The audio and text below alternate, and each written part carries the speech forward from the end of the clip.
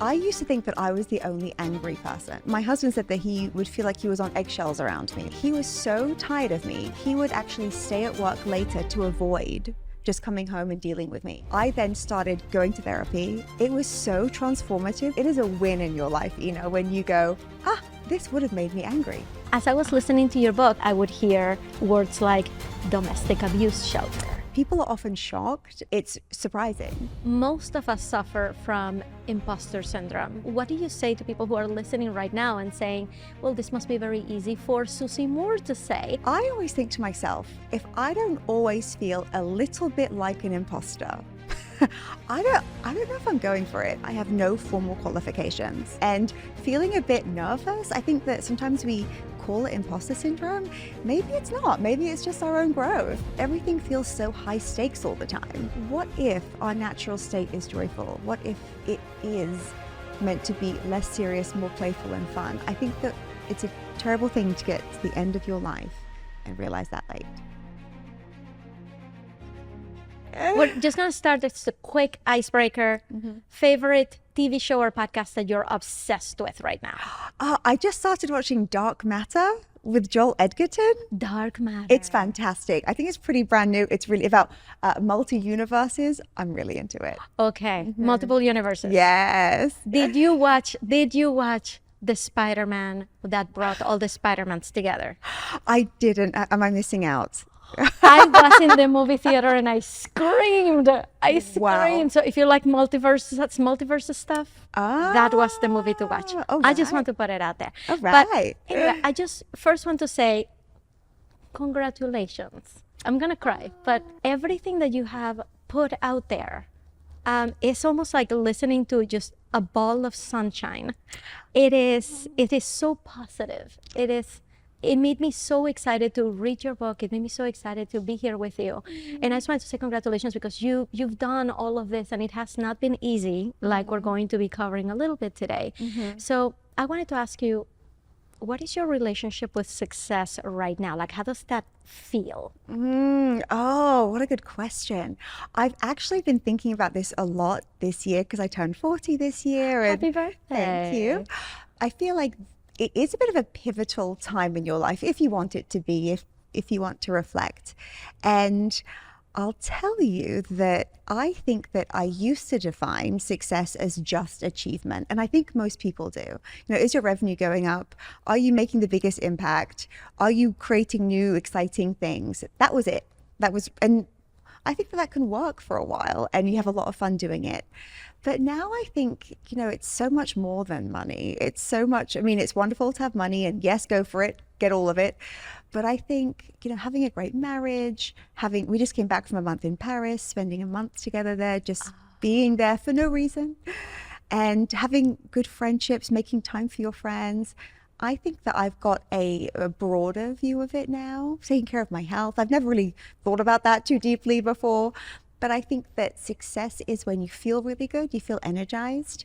And if I had to really encapsulate it just into one thing, I actually believe now that it's perfect self-expression. So being you, like being you, authentically you, telling the truth, doing what you want, not doing what you don't want, focusing on what makes you feel good and what feels right for you. So self-expression and enjoying all the parts of life, not just the work part. Now, most of us suffer from imposter syndrome, which you have called IS in the past, which I like because it sounds like a medical condition. So I'm starting to call it IS myself.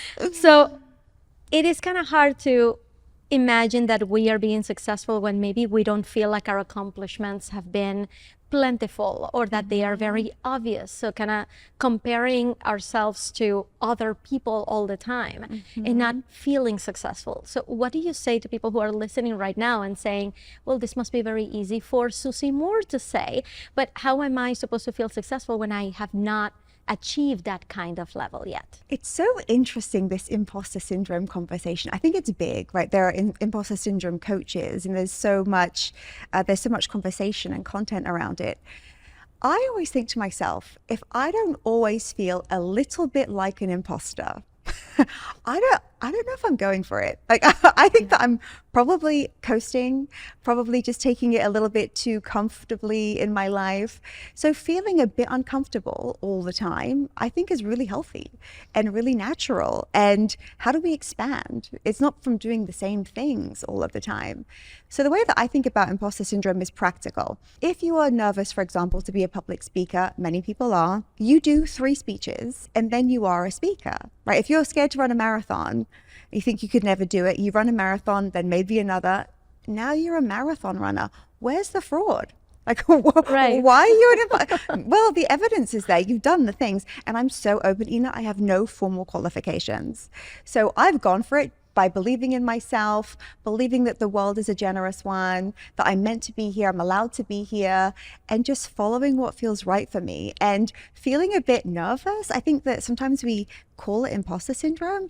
Maybe it's not. Maybe it's just our own growth. And we're here to be a little bit uncomfortable all the time, and good for us. Good for us. I actually read that in your book, Let It Be Easy, that if you're not feeling a little bit of imposter syndrome about something, then are you really going for it? And I just lived through that. This is my first time sitting down to do an in-person interview. Yay. And I have been interviewing for years. I have been podcasting for years. But I'm going to tell you the severe imposter syndrome, the severe IS that I felt during the past 48 hours has been insane. That anybody would have said, maybe these feelings are a sign that that's not for me, that I'm not supposed to do it. And I kept telling myself, like, there's literally nothing that I'm about to do that I have not done in some way or shape or form before. So thank you for that lesson, because that's what I kept repeating in my head, that this is how it's supposed to feel. Nobody's trying to hurt you. Nobody's trying to tell you that you don't belong there. This is exactly what uncomfortable action is supposed to feel. Yes, and why are we so afraid of being uncomfortable? Like, what's so wrong with that? It's not going to kill us. It's temporary. And now you're an in-person podcast host as of right now. I'm still here. Yeah, the heart is beating, you're breathing, as far as I know. Like, you're going to be fine. Everything's safe. So I think that so much of what we build up in our minds, we think that maybe this is a sign, intuition, I shouldn't be doing something. No, you're on the right track. Because there is also a feeling of expansion with it. Even though it's scary, there's still a feeling of, oh, but I want that. And so I think if you feel that way, you're on the right path, and just keep going, because the next step will keep being revealed. I'm really curious to know, how does IS present itself in your life now, having published multiple books, right? Being at a place where you know what that uncomfortable feeling feels like. What does imposter syndrome, how does it present in your life? What are the things where you know that it's showing up and you feel it? What is that level? It's so interesting, because I don't feel like I feel it necessarily. I know, oh, this is new and different, and oh, this is kind of exciting. I'll reframe it. I'll go, this is kind of exciting and different. And I just know I'm going to be okay. Like, and even if there's a result that, say, I don't love or I'm not happy with, I will also be okay. Say that something happens. I think this happens to us in life. We go for something, we don't get what we want, something disappoints us. It's okay. There isn't a wrong turn necessarily. It's just your path. And the way that I think about success and failure is they're the same road. One road, success is just further down that road. So why would every single thing be easy and perfect and completely comfortable all the time? Why did we ever expect that? Yeah. Some discomfort is completely appropriate.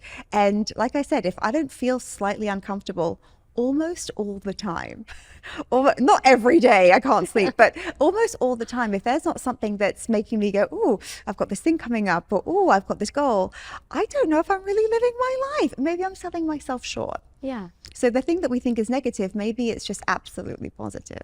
And it sounds like having trust in yourself has to kind of be a part of it, right? Yes. I knew that I wasn't going to crumble in this interview. Right? I knew that I was going to do this. Look, I mean, how wonderful. I knew that I was going to be prepared. I knew that I was going to meet you and it was going to be wonderful. Like, I knew about myself that I was going to pull through, that I was going to do it right, because I've proven that to myself many times. So having trust because you have done the thing before or something similar to it before. This is something I also read a little bit in your book, was you gotta trust yourself by giving yourself the chance to watch yourself do things, right? Over and over. Can you tell us a little bit, like, how did that spark in you? Like, realize that this is not a complete unknown because I know myself and I know that I'm gonna be able to do this. What's interesting is that the word confidence has a Latin origin, confida, meaning to trust. So that's all confidence is. Self-confidence, it means I trust myself. And that comes through practice. It's almost something that you earn in a way. Right. You keep, so this isn't the first time you've been uncomfortable, right? It's not the first time you've done something for the first time or the first time you took a risk, so to speak. They pile up. You kind of get to know yourself more intimately. You trust maybe not the exact next step because it's new, but you know what? I failed before. So I prefer to say unwanted outcome. I've had unwanted outcomes before. It's been okay. I got something from that too. Why are we taking it all so seriously? Yeah. I really think that sometimes if we were a bit more willing to laugh, be a bit lighter about things, not be so serious, we'd also be a bit more creative, a bit more in touch with ourselves, would have a lot more fun. But everything feels so high stakes all the time. It's like when you talk to people, it's like, go, you got to do this, it's got to be that. And there's so much pressure, I think, that we put on ourselves for something to be a certain way. Whereas, I don't know, if we could be a bit less attached, a bit more playful, there could also just be life and experiences in that too. So if I think I'm confident, yeah, and I also think that I'm not that serious. Like, I know what's important, and most things aren't really that serious or life-changing. Or if you make a mistake, so to speak, it's all correctable. Okay, because you brought it up, we need to get into this. You just said, well, we don't have to take everything so seriously. I have to tell you, while I was reading your book, you reminded me so much of a character from a TV show. I'm hoping that you're familiar with her. Did you ever watch the show Schitt's Creek? No, but I've heard a lot of good things about it. There is a character in the show. Her name is Twyla. Okay. And she is she works at a cafe, and she's just like a ball of sunshine, right? She's always positive. She's always saying good things and like making people feel good. I think that's what she's there for. But through little things that she drops, like throughout the show, you realize that she's actually had quite a traumatic childhood. And she just kind of drops it. They use it for humor, right? Like all of a sudden she will say how, her dad was an alcoholic, or like she will just drop little things that you're like, wait a minute, like it doesn't fit. It doesn't quite fit. And as I was listening to your book, that's a feeling I was getting, that as I was listening to your book, because it was really important to me to hear your words as you were reading your own story. And there was all of this sunshine, and all of a sudden I would hear words like domestic abuse shelter. Oh, yes. I would hear words like, alcoholism and picking up my father's vomit off the floor, right? And this is when we start to get a little bit real, because I started to see, and you mentioned the word anger several times throughout the book. Now, I'm going to tell you, I was a mother of 2 young children when the pandemic happened and they shut down all the schools. So if anybody knows what anger is, it is me. Yes. And every time that you mention the word anger, I would get taken back to 2020, to the anger that I was feeling at the time. And I kind of wanted, first of all, to ask you if this comparison that I'm making to Twyla and what I was reading in your book, like, does that resonate with you? Like, does that sound right? Yes. And now that you speak through it more, I think someone else has told me that too, about that, the woman on the show. So I don't know her. She sounds awesome.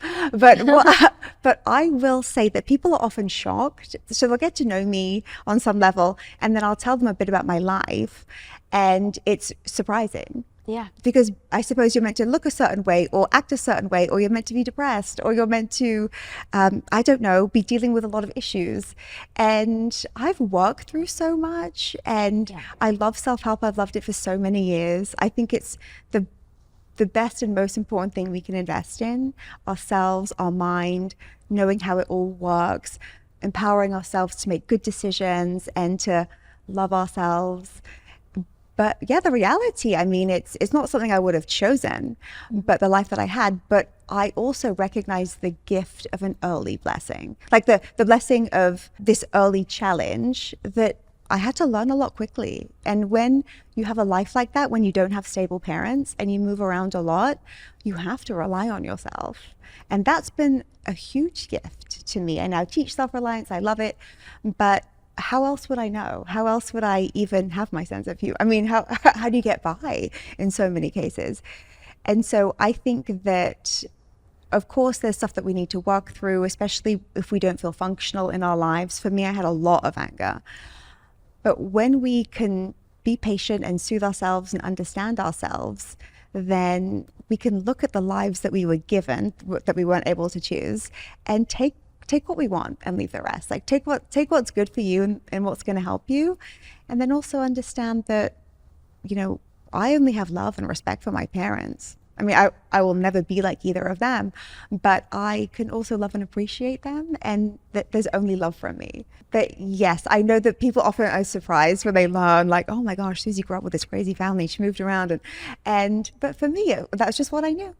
And, you know, also parts of that were lovely and beautiful, and it taught me to not be judgmental. And I think you got to take what you can from what you've been given and roll with it, like maximize it. So just for people who are listening, who have not read your book, have not read all the details, I would love it if you could just indulge us for like just 1 minute and tell us something that you remember from that time before all the personal development happened, like while you were in it. Is there a particular story that kind of always sticks in your mind that would kind of help us understand the kind of environment that you grew up in? And then we can go from there. Yes. If you live in a domestic violence shelter for women, there are a lot of families, right? And if you're a boy at the age of 18, you can't be there anymore. It has to be this safe place for women and their children. And some people would stay in these shelters for a long time. They'd be there for like a few months. And some would just come for a night or two. Often they'd go back home to their situation. So I remember just with this revolving like door of families, everyone's different. Some people are used to it, where they're going from shelter to shelter because they're meant to be temporary. Some, it's their first time. They say they shouldn't be there. They've made a mistake. They want to leave right away.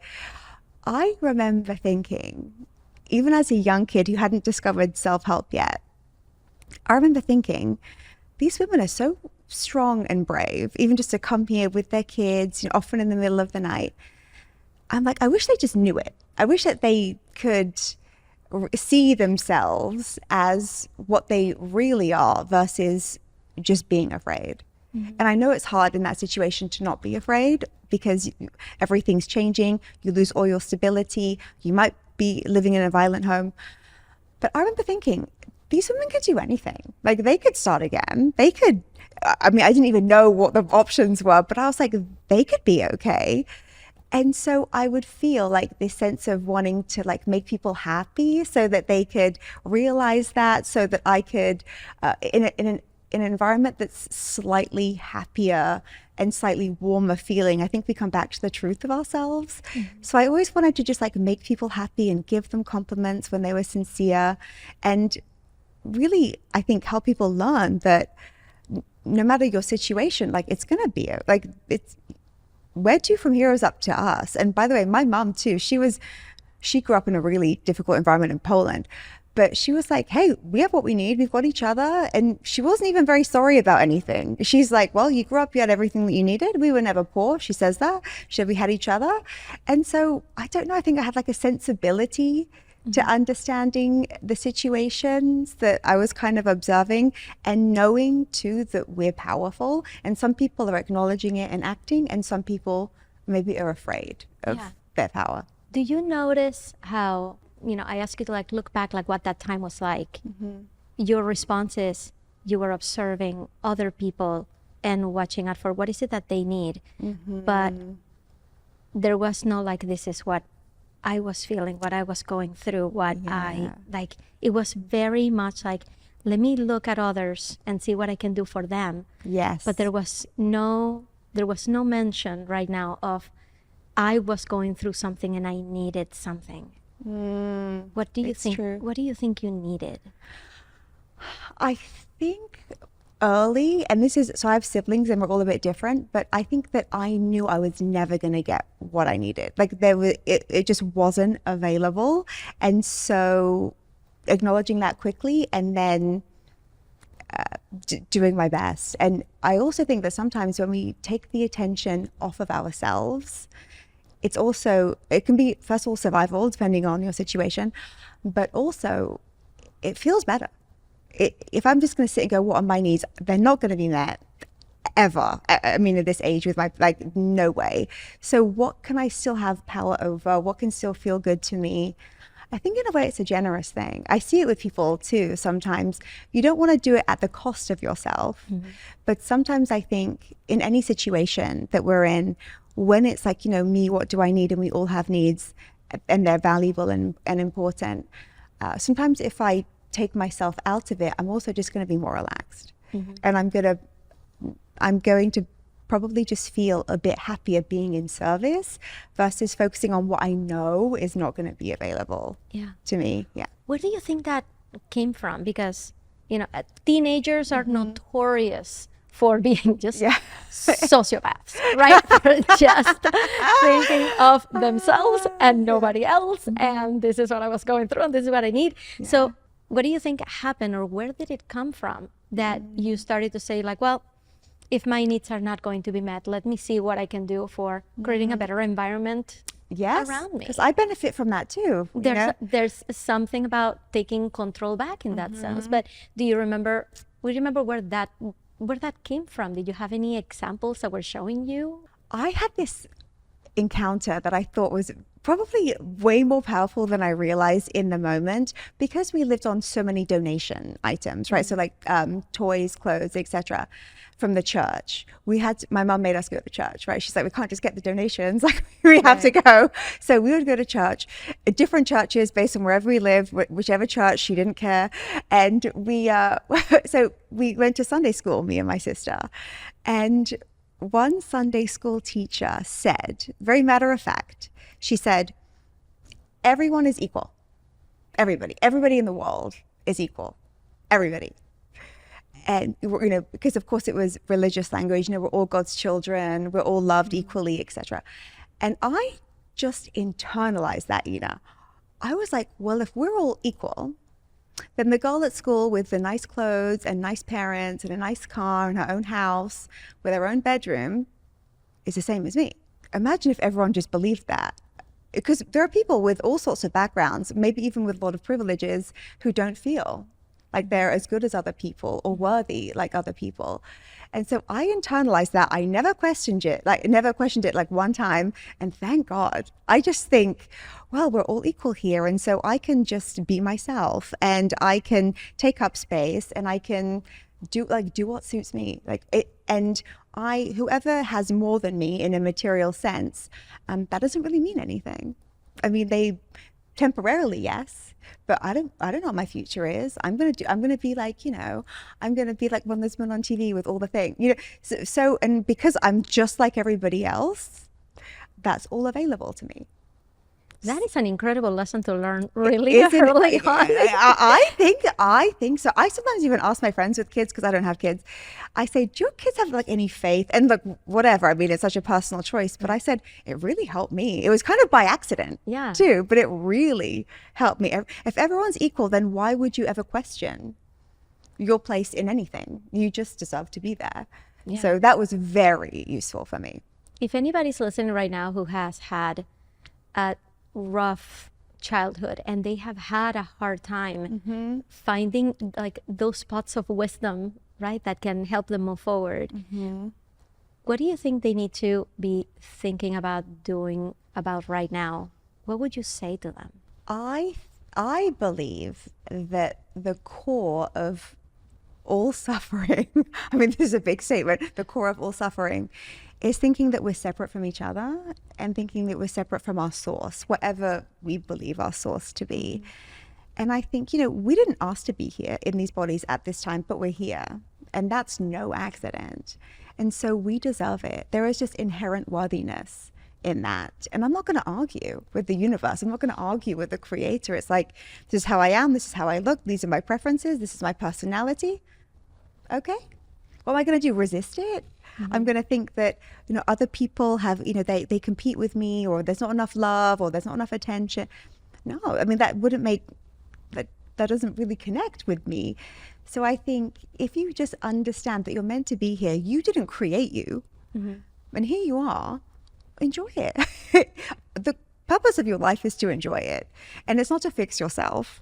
And it's not to, improve and work on your weak. No, it's like, enjoy yourself. Enjoy yourself. Be the light if there isn't any light. Like, then that's your job, right? It's when it's dark, someone has to bring it. So, and this kind of ties into not taking it all so seriously too. You're worthy of love, whether you like it or not. You deserve to be here. Enjoy it. Yeah. Like, maybe there's an old saying from the poet Rabindranath Tagore. He said, it's very it's very simple to be happy, but it's very difficult to be simple. Because we love to think, right? We love to analyze. We love to go, oh, but this, but that, and what's she doing, and what's he doing, and I need to work on this past issue. Maybe you don't. Maybe you're actually doing great. Yeah. How about that? This is how you can become a relaxed woman. You're like, maybe there's nothing to keep proving, and there's nothing to keep earning, and maybe the missing piece is just, frankly, your fun. Are you having fun? Yeah. And you're the only you that is ever going to Yes. be. So there is no point in trying to be anybody else. This is it. Like, this is your chance with everything that came with you. And it won't work if you try to be someone else. It can work for a short period, but no one's going to enjoy it, least of all you. Yeah. Let's talk a little bit more about anger. Oh my gosh. Okay. So no, I'm going to tell you, because this is something, maybe like the topic of anger was so close to me because I felt it for so long. And it was so hard to find a place where I felt good, where I didn't feel anger, where I felt like I was just a match and anything would light me up. And when you started talking about, in your book, when you talked about stories with your husband, like especially the first year of marriage, some of the stories that stuck with me were Heath loves to play video games. And you didn't see yourself as the woman who would be married to such a childish man, right? Like, you need to change that about yourself so you can be the man that I wanted to marry. And I could hear in the stories how Heath was not really having a good time with the situation. Yeah, no, he wanted to leave. Yes. Right? The first year was especially rocky. Yes. And I wanted to kind of just talk about that, because I know there's so many people who are listening who may be feeling that way in their marriage. So before we start like dive into the muck, can you please tell everybody what your relationship with Heath is like now? Yes. Well, Heath jokes that he's had two wives, like me before and me now. We've been married this year for 14 years. Wow. He's the best thing in my life. He's the most precious thing in my life. We, of course, live together, work together. It's our look, no one and nothing is perfect, I know, but ours is pretty close. I mean, I think that we're made for each other.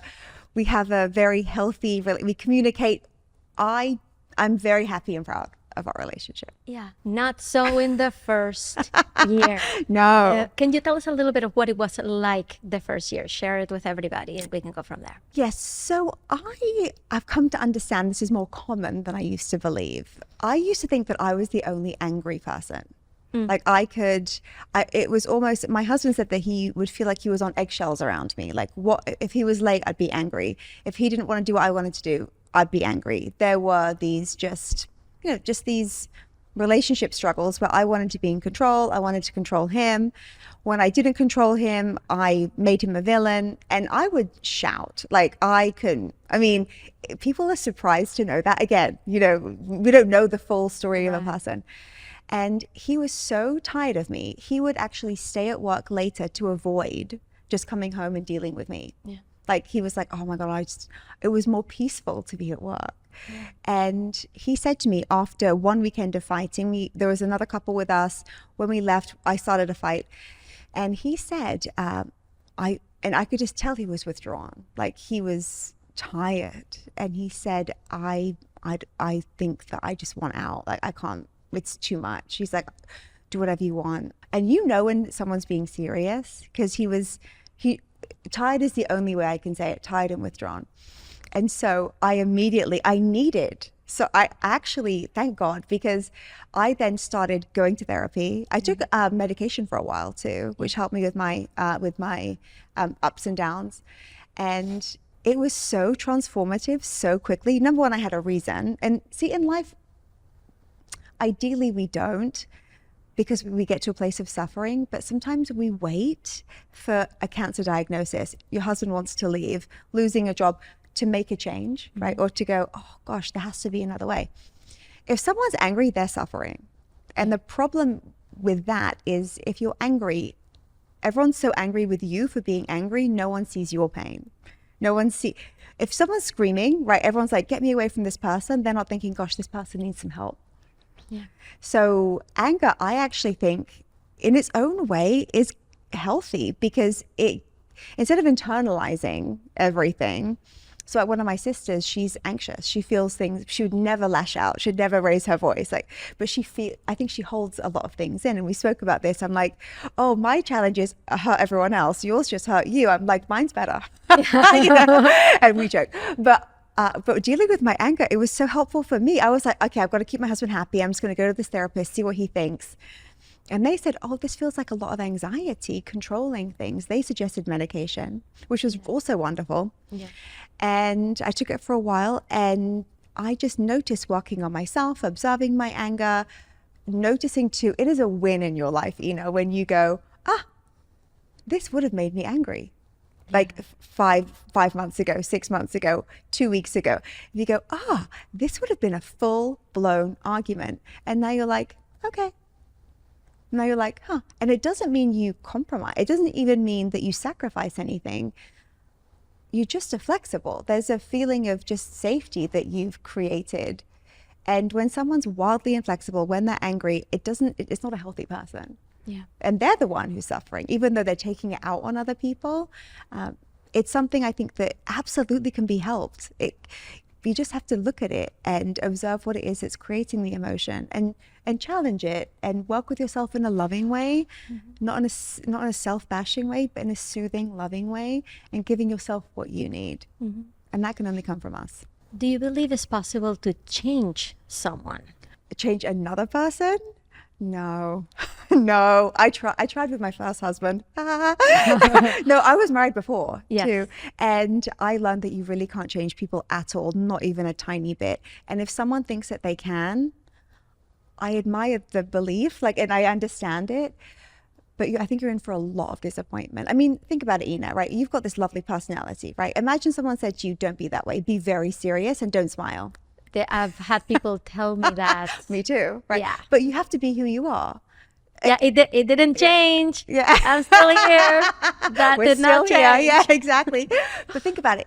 Or if I said, you know what, you really, really like, I don't know, spicy food, just stop liking that. Yeah. You can't change. It's not my job. It's not my business to change you. But you couldn't even change you. You like spicy food. You're a happy person. So if it's even hard to change yourself, because I think there are things that I might tweak. It takes a desire. You have to want it. You have to be consistent. So good luck. We see how hard it is to change ourselves. Good luck. Trying to transfer that onto somebody. And also, why isn't it so egoic to think that they need our help? I mean, it's one thing if someone comes to you to work with you and says, I want this and that. But when we try to change somebody, I don't know.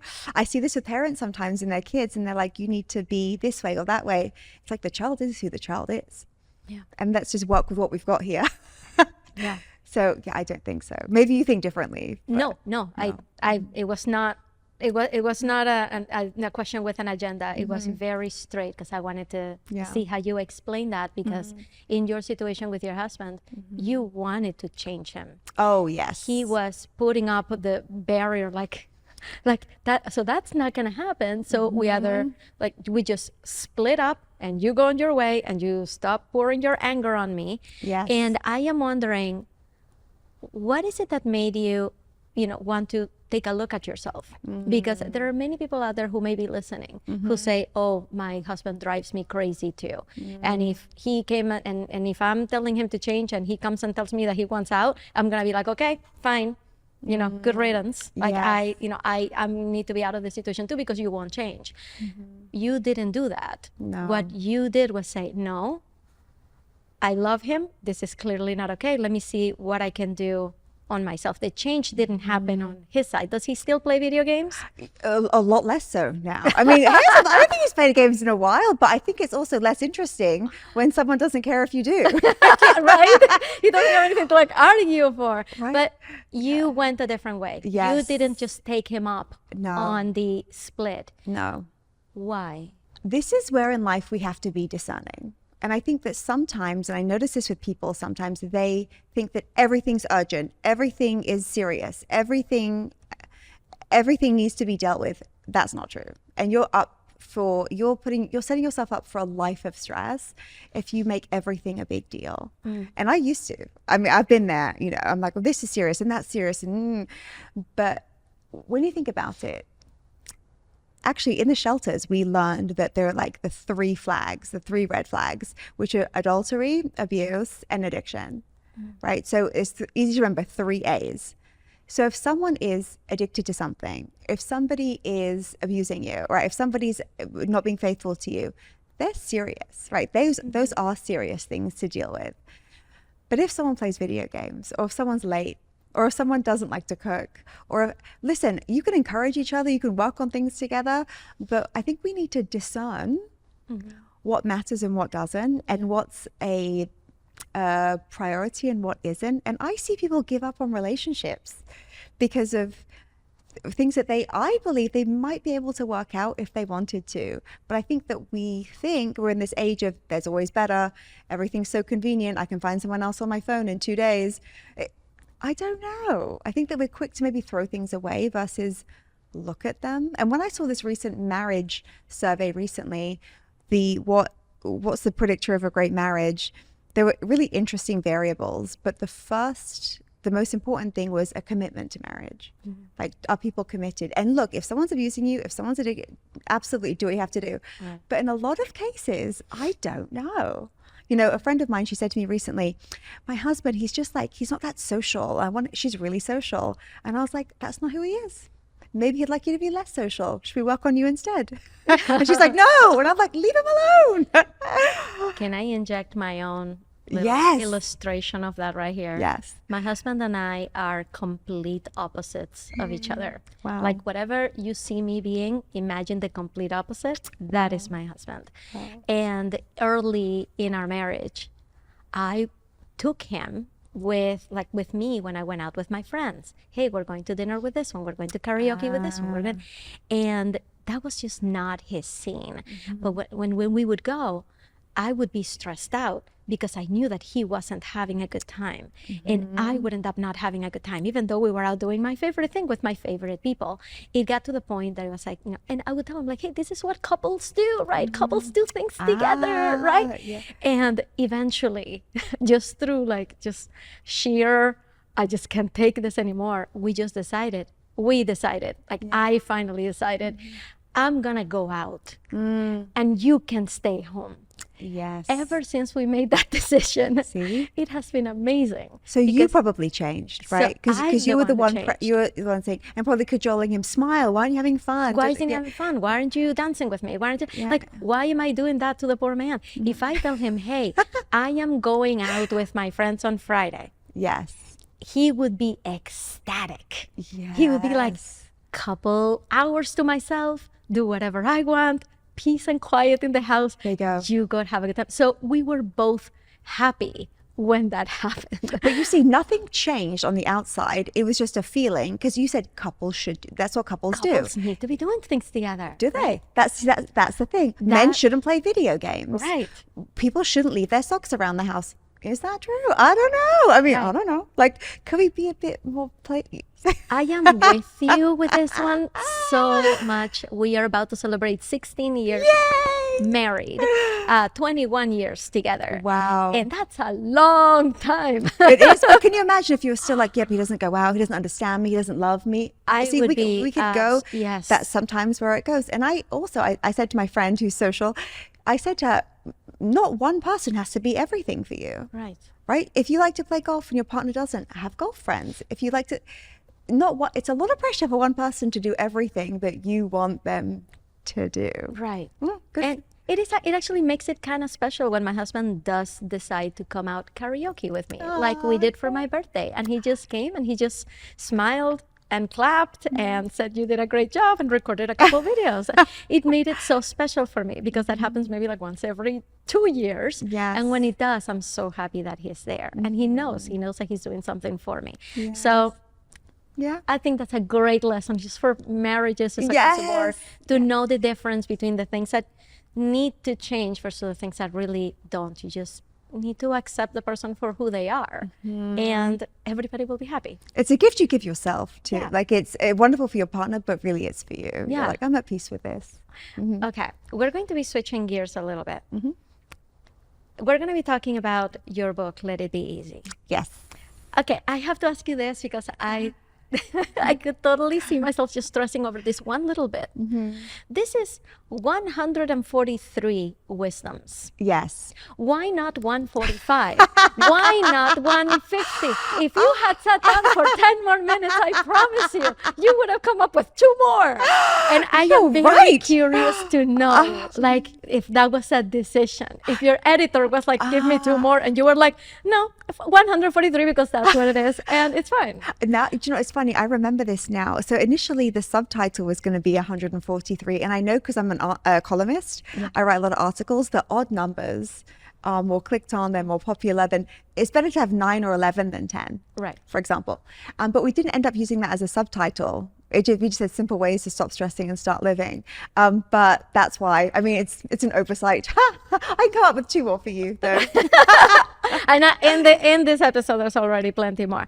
So how did you decide when you were going to write this book that it wasn't going to be a memoir or a how-to book? And I'm going to tell you, when I was a teenager, my mother gave me the book, Don't Sweat the Small Stuff, and It's All Small Stuff. And that's what this book reminded me of. It's like, I want to give this book to my children so that they can read every single piece of wisdom. It's 1 or 2 pages. It's really quick, but it was really impactful.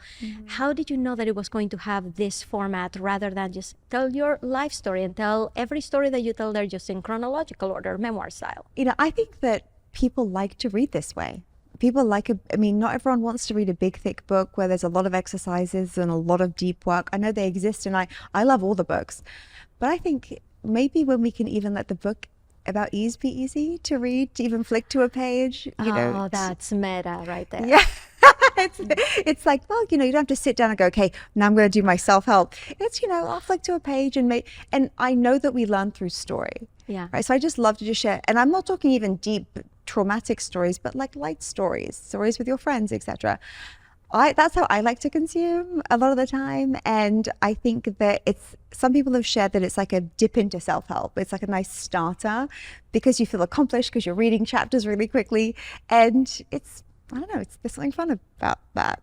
And but it's not a popular, not many people use that kind of structure. And I love it. People seem to like it. People like the easy work. Right? Yeah. And that's the right answer because to make it easy, because we're gonna let this be easy. Yes. I love that. So another thing that I thought about reading it was, after you finish the book, it's done. It goes to the presses and you're done. You can't add the 144th. No. And I'm wondering if there was ever any lesson that you learned right after or since, and you're like, I wish that had made it in. This is why I think people have a lot of books over time, because there's always more, and you never want to hand in your final manuscript. It never feels finished. Right. That's why you just got to say, hey, this is good enough. Good enough is good enough. It really is. So I think that probably it'll just be what I'm working on for my next book, which isn't completely figured out yet. But sometimes I think in life, the most powerful things, the the biggest truths are very, very simple.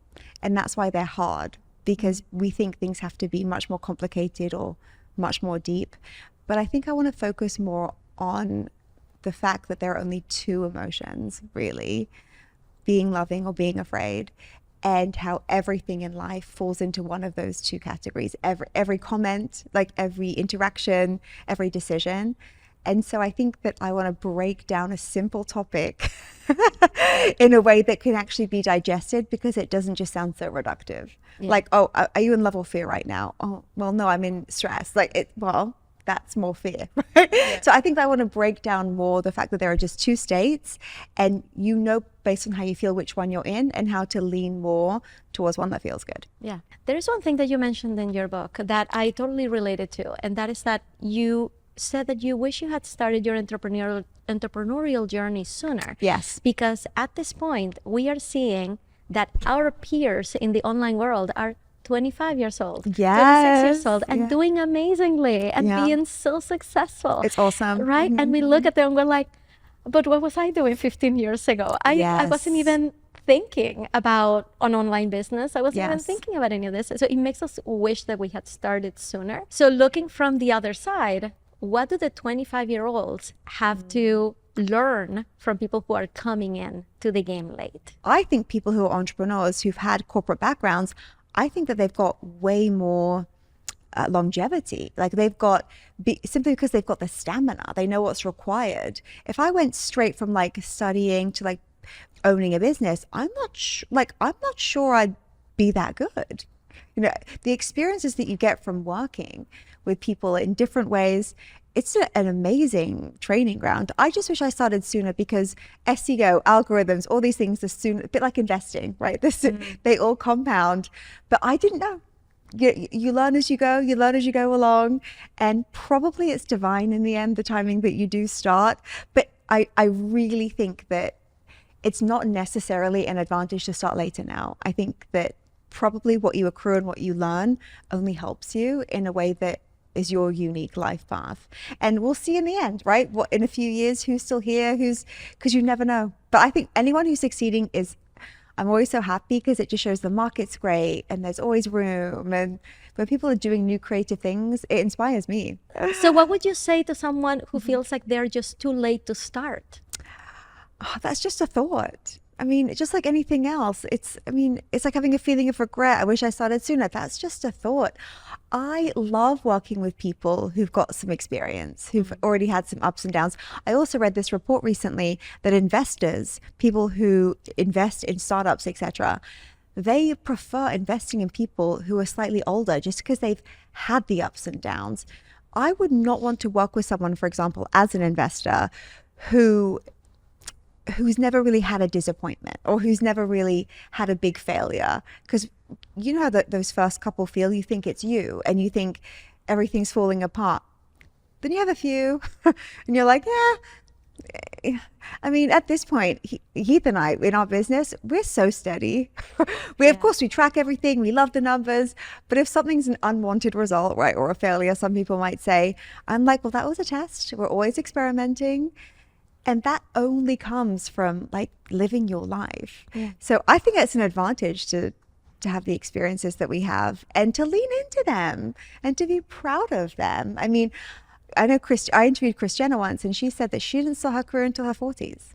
She did nothing. She was like, I was raising my kids. I was an air stewardess, but I was really, I didn't really do anything in business. Mm-hmm. And then it kind of just happened. So who knows the divine timing? Who knows? Maybe it's perfect. You did also say something in your book that was like, yes, that is so true. And that is that success is not really sexy. Succeeding is not sexy because of all the tasks that you have to do that are actually like not things that you're going to be telling everybody that you're doing, because they're just not appealing. They're just, if everybody knew everything that goes into it, right, would they even want to start? So I am wondering, what are some of the tasks right now that are just boring but necessary for you to have the kind of career that you have right now?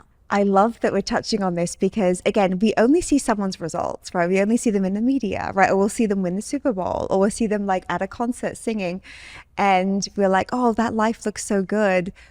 But there's so much behind that that's really boring. You know, there's like rehearsals, repetition, getting up early, going to bed early, taking care of you. I mean, all this stuff that no one's dying to do it, but it's required. So what am I doing now that's boring but necessary? This is really boring. I'm optimizing conversion rates on every single email that I have. Where's the champagne? I know. It's like looking at my email open rates, looking at the click-through rates, going through the ones that are below a percentage in the sequence and changing them, testing different subject lines. A couple of weeks ago on a Sunday, my friends were at the beach. I was like, I'm deep in a webinar. Like I'm actually editing a webinar, like slides. I would actually oddly rather be doing that. In that moment, I was so happy. But it was a Sunday and I was editing keynote slides. Right. So I mean, that's not very sexy. That's not me with my, Paloma at the pool. It's like, no, it's me with my glasses on, like, playing with fonts. What else is boring but necessary? I'm always looking to outsource. I always want to think, what parts of our work can go to someone else who's going to be better at it and quicker than us, efficiently at efficient price. So it's research, chatting to people. I mean, nothing that's thrilling. Yeah. But when you put those boring pieces together, everyone's like, oh, tell us and it's like, well, here it is. And then not everyone wants to do it. So exactly. Yeah. I want to do a lightning round with you. Oh, fun. Of 7 questions. Okay. That you are very familiar with. Oh, okay. But I don't know if you've been asked them all in one shot in this fashion. So okay. I'm going to ask and you're just going to answer them. Okay. Why don't we start with, what are you doing when you're slacking off work? Oh, I know these. I am reading people.com or watching true crime. What true crime? Which one do you like? All of them. I mean, I'm basically an FBI agent at this point. I've done 10,000 hours of I live for it. Like that's how I feel about the medical field. Like when I go to the doctor, everybody always asks me, "Are you a medical student?" Because I probably should get my MD right now. Just because of how much ER and medical dramas I watch. The FBI are going to call me with a job offer any day. Right. Okay. What books or blogs do you love to read? Self-help. I know it, but what a joy that my hobby is my work. Yeah, I mean, right. I love self-help. Right now I'm rereading a book called Quiet Leadership, which is about being a leader that really brings the best out of their people. Yeah. And it's so good. Yeah. Have you read 10x is easier than 2x? Yes. Oh, mind blown. It's the best. I love it. I created an affiliate link and I'm recommending it to everybody. So if anybody's listening to this, it's probably in the show notes. It's an amazing book. Yes. I'm going to credit it with the reason we're here. Wow. I really believe this was part of I that. also met Dr. Ben Hardy last year at an event, and he's working on something new now, which is exciting too. Oh, I am so excited about that. Yes. Yeah. Great book. If you could be anyone for a week, who would you be? Just for fun, I think Victoria Beckham. She seems like she's always having a good time. Right. She's like not too serious, always out having a good. Yeah, I think that her life seems pretty fun to me. Love it. What do you feel the least insecure about? My ability to be around people. I love being around people. What is pure and simple fun for you? Self-help. Oh my God, this is great. Self-help. I love to talk to people about their problems. I love working through them. I mean, self-help. I mean, I could talk about, even my husband said to me the other day, I said, let's figure out your schema. There are like 17 schemas. It's a form of, it's a language used in psychology to identify different trauma triggers. Yeah. And he's like, why can't you just be normal? I'm like, that's not who you married, right? Let's look at your schema. Yeah. Right. So I live for it, really. I love it. I love it. It's kind of how I feel about, just talk to me about marketing all day long. And just that's like a great passion. Strategy. And you just will not get me to stop talking about the right way to do things and the wrong way to do things. And just let's not even, because that's my topic. What conversation topic is never boring for you? Let me guess. Tell me. It's kind of it's almost like a struggle, though, sometimes, because if people want to talk in depth about their vacations or in depth about buying stuff, I'm in my own little, but I'm like, I'm trying to figure out my next step. I'm like, let's talk. Do it. Yeah. Yeah, that's it. It's like, yeah, let's talk about everything else later. Yes. Finally, what kinds of people do you feel most yourself with? People like you who love this work too. Yeah. Yeah. Oh, Yes. I made it on the list. Yeah, you made the list. But it's like people who I can have real conversations with about things that, in my opinion, mean something. Yeah, I love that.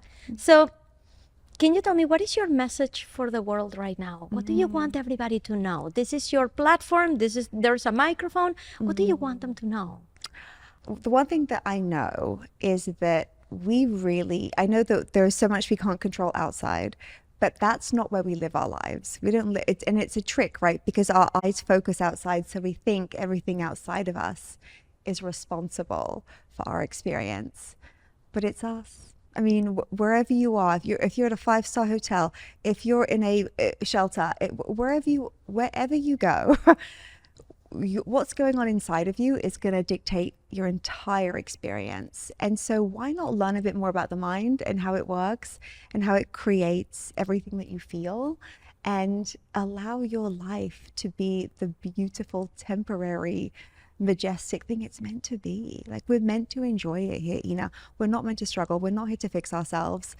And I think that so much is allowing versus forcing. That's why it's let it be easy. It's not make it easy. People say it, make it easy. It's like, no. Like, what if our natural state is joyful? What if it is meant to be less serious, more playful and fun? I think that it's a terrible thing to get to the end of your life and realize that late. What do you think is the biggest misconception that people have of you? That I'm shallow because I'm so bubbly. Mm-hmm. How can that possibly be? all I see is depth. I'm telling you, all I see is depth. Mm-hmm. So I'm sorry, I shouldn't have interrupted your question just because I vehemently disagree with it. But it's also okay. There's also nothing to resist. It's like, okay. But I think we all have misconceptions, and it's a wonderful thing to look at them sometimes and play with them and be aware of what people think of us too, in a way that we're not attached, we're just curious. So if everybody who's listening had to do what you're about to tell them to do, and they have to do it in the next 24 hours, what would that thing be? Eavesdrop on yourself, everything you tell yourself. Be really conscious for one day and notice how much is negative. How you look. I look old. Oh, I'm tired. Oh, I didn't get enough sleep. I'm not good at that. She'll probably let me think. Notice what's happening, and then it won't be a guess while you feel the way you do. Mm-hmm. So if you notice that what you're saying isn't very helpful, isn't true in a lot of cases, and leans towards being critical of you and others, there's a reason you feel negative emotion. So if you eavesdrop on your thoughts and notice your words too, I love to notice the words that people use when they're speaking, then you can become conscious, and then you can make shifts that become simple. Susie Moore, can you please tell us where to find you, where to go follow you, where can we get more of this sunshine? I would suggest, if you want any advice on thought work, just to head to becomeyourownlifecoach.com, a great place to start. I love it. And we're going to put that link below. This has been wonderful. This has been so good. Thank you so much for doing this. Thank you for letting me go to all of these places with your story. This was really wonderful. Thank you so much for coming today. I will do it again, Ina. Mwah! Thank you. Yay.